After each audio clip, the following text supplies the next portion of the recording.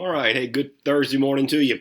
It's gonna be a short day for me. I'm heading out sometime before lunch over to Peachtree City to hang out with a couple of my grandbabies and our they're kids. They're not babies, but they are to me. And so we'll be doing that all weekend and looking forward to that. So Tammy and I'll be leaving out here pretty soon. And I've got a little bit of work to do. I got to go to work and take care of do a couple of teachings, and then take care of some business, and we'll be on our way. And man, hope you had a great night last night. I ended up going back over to the house and my son's house and doing some sheetrock mudding, and so I think I'm done with that. So makes me happy, and I'm ready for the day. So we're gonna jump into some truth, see what we can uncover. We're in the Gospel of John. This is the last of what we would call the prologue. He begins to tell the story, and so we'll look at that Monday. He'll start with John the Baptist, and he's just going to kind of flow. And so we're going to see more of the narrative aspect of things. I'm so excited about that. But for what we've been looking at in these first 18 verses, so amazing. Just to grab the reality that the God of all creation visited the earth in the form of people like you and me. It's just amazing, totally amazing. And I don't want us to escape that and to the notice of that and to contemplate that. We are in a time of great upheaval, spiritually speaking. The church is going through great transition. Not the true church so much as what we would call the peripheral, those who kind of play church. So there's a falling away that's taking place, and lots of stuff going on. I think it's good to remind ourselves, because we are moving past into a post-Christian, if we're not already there, a post-Christian society where we've really been marginalized and we're irrelevant. Of course, you can never marginalize or make God irrelevant. But the whole world sometimes feels like it's trying to. There's a panic mode that takes place. There's a power mode that's going on. So all of that's happening. And it was not that different in the day in which Jesus arrives on the scene, because Rome was exercising its power, and there were people who were feeling the oppression of government overreach. And and there was a discounting of the church and persecution in the midst of all of that. So this is where we are. Let's just kind of recap, and then we'll get a running start at verse 14 and verse 18 today. That's where we're going to find ourselves. And so I've titled this, God set up house in the world. God actually visited his people. I mean, that's really, really what took place. So this is how John. I'm going to start at the beginning just so we can I want us to make sure we're clear. This is God, very God, God the Most High, God creator of the heavens and the earth, that was born of Mary that 2,000 years ago. I want us to be clear on that. And so, because John makes us clear on that. So this is what he says. In the beginning was the Word. Now, we know already that the Word is a substitute for Jesus. But the word logos, says that in the beginning, like when time and space and energy and all that began, the Word already existed, right? The logos was already there. So what we learn already from just that first little few words is that Christ, that Jesus, the Lord, the second person of the Trinity, he existed before anything was created, before time and space and matter. In the beginning was the Logos. That is logic and truth and reason. That's what that means. And the Word was with God. That means they are separate. They are coexistent. They are together. And so that means that Jesus is separate from God the Father in one sense. just as the Holy Spirit is, distinct in their personality, distinct in their being, yet they coexist. So in the beginning, you have the Word, Jesus, the Logos, with God the Father. That's what you see. Then it says, and the Word was God. So there's no mistake. He's saying Jesus is God. What that means, he is self-existent. So not only is he pre-existent, he's co-existent, he's he's self-contained because he's God. He's self-contained. He was in the beginning with God. John wants to make sure you don't miss the point, right? Jesus is God. He existed before Jesus, the man, entered into the world. He existed since the beginning of time. However long God has been, Jesus has been. That's not what he was called. We're here, he calls him the Logos. Now, then he goes on, he says, all things came into being through him, and apart from him, not even one thing came into being that has come into being.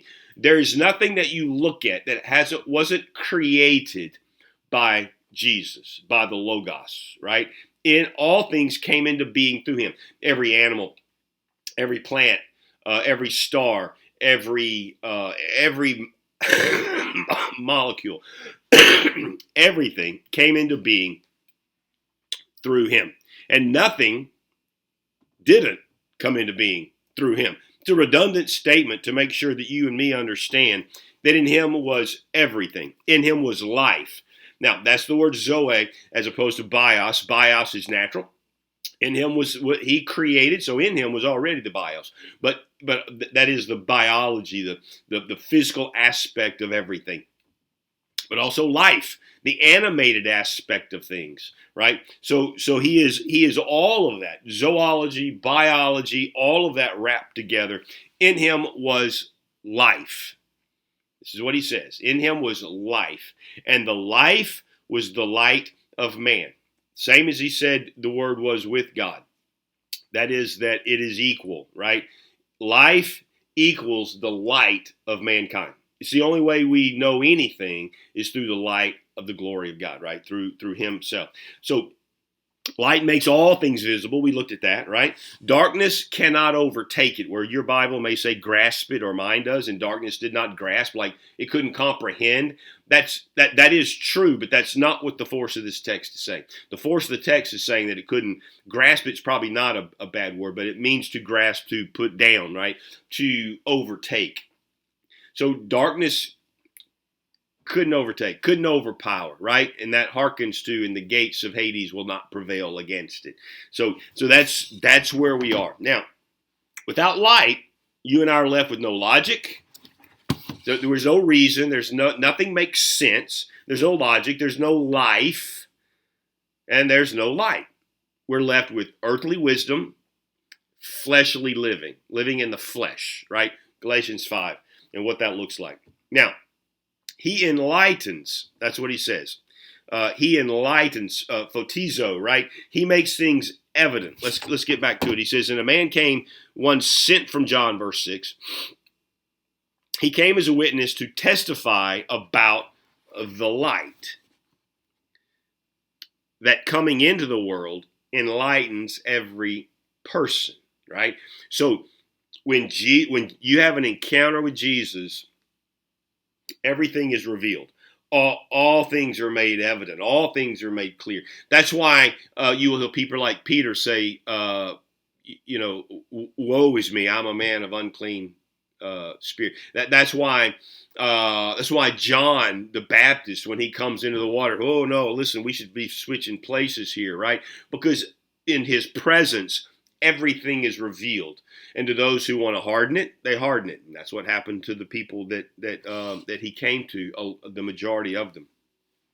The one who created the world became a part of creation. This is what it says. This was the true light that coming into the world as a baby enlightens every person. He was in the world. Who was? Light, life, logic, the Logos, right? He was in the world, verse 10, and the world came into being through him. I mean, he comes into the creator, becomes a part of the creation, and yet the world did not know him. He came to his own, right? This is what it says. And they did not accept him. He came to his own and he was rejected. Remember? I mean, that's the whole deal. Everything that's going on. The God of all creation, logic, life, light, the word, life, light, all comes here, invades, and the world's like, no. His own people said no. But those who did, but as many as received him, to them he gave the right to become children of God, to those who believe in his name, who were born not of blood, nor of the will of the flesh, nor the will of man, but of God. That's it. Those who believe in his name. Now, he goes on. Now, today, this is brand new. Just want to kind of get a recap because we won't be passing this way again. We're going to start the story fresh Monday. So I just want to make sure we're clear on all of this. Then he says this, and the word became flesh. So we're back to the very beginning now. In the beginning was the Word was God, and was with God, and the Word was God. And this Word became flesh and dwelt among us. And we beheld his glory. All right, now this is John talking now, and he's like, man, I've got to tell you, all of that, the logos, the life, the light, all of that came, and he dwelt among us, became flesh, and dwelt among us. John's like, I touched him, I hugged him, no doubt, he kissed him in that holy kiss sort of way. And he says, and I watched what he did, and I studied the man. I followed him around in all of his journeys. He said, and he dwelt among us. I mean, I slept in the same room that he did, slept under the same stars that he did. And we saw his glory as of the only Son from the Father, full of grace and truth. That's a little statement we'll unpack. What's he saying there? He saw his glory. Glory, that's that Shekinah glory. Remember when Moses asked God, hey, show me your glory? And Moses said, man, you can't see that. You won't live. But if you'll hide yourself in the cleft of that rock, I'll pass by. And in a sense, he's saying you can feel the effects of that. Well, Moses experienced that. So did John, the writer that we're reading right now, because at the transfiguration, that's essentially the same thing. The glory of God was revealed when Christ was transfigured out of his flesh into his glory. And it so much so that it like just blinded them in that sense. There was that transfiguration, right? So what is glory? What is that? It is to reveal worth, right? For it to be on display. Right? Man, he just came in all his glory, right? So when someone does ground football field, they go, man, that guy in all his glory, look at what's going on, right? And so what you mean is he definitely showed his worth, his value, those kind of things. So what are we talking about? In him, he says, and the word became flesh and dwelt among us. We saw his glory. What does he mean? We saw love, pure love. I mean, like you can't imagine. You can't imagine what I saw, John's saying. It's pure love. We saw mercy. I watched as he looked at that woman that was caught in adultery. And he says to her, does no one condemn you? And he says, and neither do I. Go and sin no more. It's like, wow.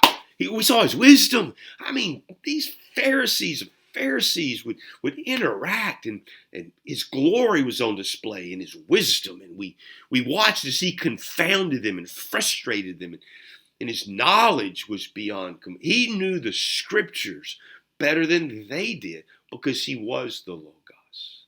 And so, remember how many times he said, have you not read? Did you not know? Did you not perceive? All the knowledge that just flows from him. There was one time when he said, I will tell you this, if Sodom and Gomorrah had seen what you have seen, they would have repented. His knowledge lets him know the what ifs, all the parameters, change the numbers, And the math still works in his head. They saw his power. They saw him speak to the demons, and these demons trembled and did what he said. They saw his justice, where he did what was right, always what was right, never wrong, never a gray area. He was always right. They saw his holiness. They saw his compassion. Moved. They saw as that leper came to him and said, "Sir, if you're willing, make me clean." Moved with compassion, the scripture says. He looked at him and he said, "I am willing." And he grabbed hold of that leper and he brought healing into his life. They saw his anger. They saw it when he cleansed the temple twice. And they saw it when he presented the woes on the Pharisees. Woe to you. They saw his patience. Man, like putting up with them, putting up with Peter and his foolishness. Putting up with John himself when he goes, "Hey, I want to sit on your right and my brother on your left, and mom's going to talk to you about all that," right? He was just patient there. He was full of the Spirit, love, joy, peace, and patience, goodness, faithfulness, and gentleness, and kindness, and self-control. This is the glory of God. I don't want us to make it some mystical thing. He says, "And the Word became flesh, dwelt among us, and we saw this." We saw pure light. We saw nothing but like the glory of God. Glory as of the Son from the Father. Just as though we've read about in all of our scriptures about the Father being the Shekinah glory. We saw it in him. He's full of grace and he's full of truth. Whereas Moses brought us the law and we knew that. Jesus brings us grace and truth. Powerful. John testified him and called out, saying, "This was he of whom I said, he who is coming after me has proved to be my superior because he existed before me." John the Baptist is now declaring in his statement that this man is God, that the one that I'm baptizing here, he's God. He is superior to me in every way. I can't even untie his shoes, his sandals. But he existed before me. Now, in truth, John is 6 months older than Jesus, John the Baptist, 6 months older than Jesus. John the Baptist knew that who he was baptizing existed long before his cousin appeared on the scene. And so he knew that who he was baptizing was God, very God. And so he affirms his pre-existence. And then he says this, grace upon grace. For of all his fullness we have all received. I mean, we got it all. John's like, man, we got it all. We received the fullness of God. We heard his teachings. We listened to his prayers. We watched how he interacted with people. We saw his facial expressions. Everything that he did just oozed glory. And then he says this, for the law was given through Moses. Grace and truth were realized through Jesus Christ. The world is now seeing the fullness of God. Moses only got to see the backside of God, so to speak. You and me, specifically them, they saw the fullness, and we have heard the stories, and we have partaken of that. No one has seen God at any time. God, the only Son, who is in the arms of the Father, has explained him. Wow. This is what he's saying. No one's seen God at any time, right? Moses didn't get to see him. We couldn't see him except for that one moment of the transfiguration. But he said, God, the only Son, who is now in the arms of the Father, right? Because he's back in heaven where he belongs. He has explained him. He has made him plain to us. So John is telling us here that Jesus came to make God plain to us.